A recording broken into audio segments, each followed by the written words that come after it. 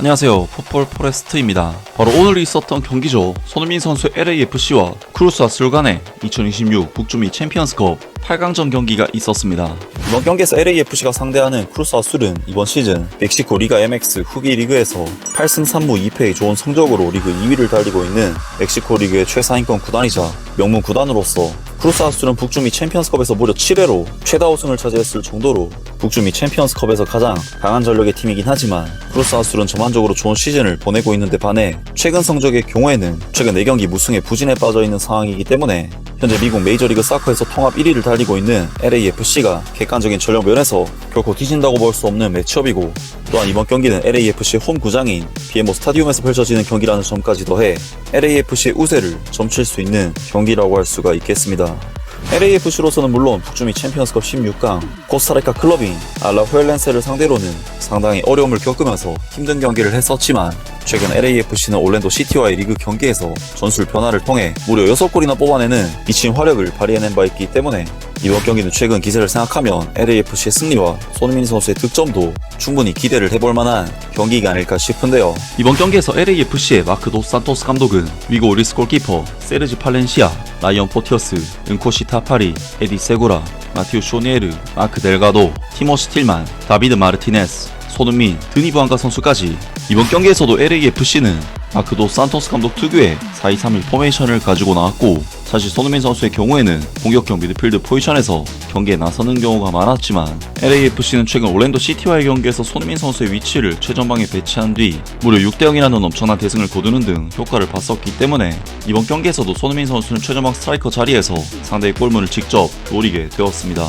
그리고 크루스 아술에서도 딱히 전력 손실이 발생하지 않은 풀주전 라인업으로 이번 LAFC와의 경기에 나섰는데요. 이번 경기에서 LAFC는 크루스 아술을 상대로 홈에서 치러지는 경기임에도 불구하고 전반적인 팀의 전력이 다소 밀리는 매치업인 만큼 초반부터 크루스 아술에게 볼 소유권을 어느정도 내주는 경기를 했는데, 확실히 LAFC는 최근 올랜도 시티를 그야말로 박살을 내는 등 메이저리그 사커에서는 거의 매 경기 주도권을 잡는 팀이지만 크루스 아술의 팀 전력은 미국 리그 팀들보다 한 차원 더 높은 전력의 팀이라는 것이 느껴지는 초반 경기 양상이었습니다. 그리고 크루스 아술은 LAFC를 상대로 짜임새 있는 빌드업으로 공격 전개를 해오면서 초반부터 슈팅 찬스를 만들었는데, 전반전 2분 LAFC는 페널티 박스 안에서 가브리엘 페르난데스 선수를 놓치면서 헤더 슈팅을 내줬지만 요리스 골키퍼가 막아냈고, 전반전 5분에는 크루스 아술의 패싱 플레이 끝에 호세 파라델라 선수의 슈팅이 나왔지만 라이언 포티어스 선수가 블로킹을 해내면서 막아냈습니다. 그리고 전반전 8분에도 LAFC는 가브리엘 페르난데스 선수에게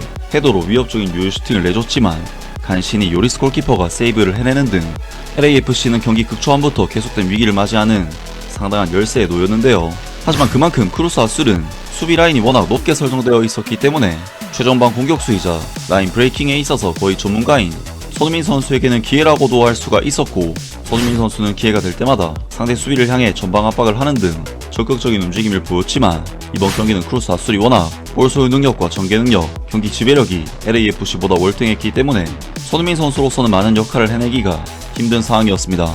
그나마 LAFC는 DP 선수인 드니 부안가 선수가 역습 상황에서 상대 수비를 제쳐낸 뒤 슈팅을 시도하거나 측면에서 한두 차례 정도 위협적인 돌파 장면을 보여주면서 상대 수비에게 부담을 가하는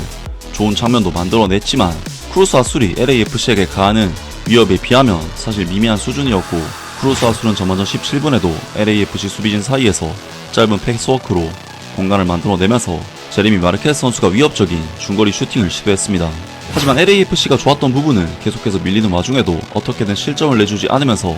버티고 또 버텼다는 부분인데요. 그리고 놀랍게도 전반전 30분 LAFC는 순간적인 역습 상황에서 크루스 아술의 높은 수비 라인을 공략했고, 이것을 마티우 쇼니에르 선수가 손흥민 선수를 향한 환상적인 땅볼 크로스로 찬스 메이킹을 해내는데, 박스 안으로 침투한 손흥민 선수는 슬라이딩하면서 쇼니에르 선수의 크로스를 완벽하게 마무리를 했고, LAFC는 크루스 아술을 상대로 계속해서 밀리는 경기를 했지만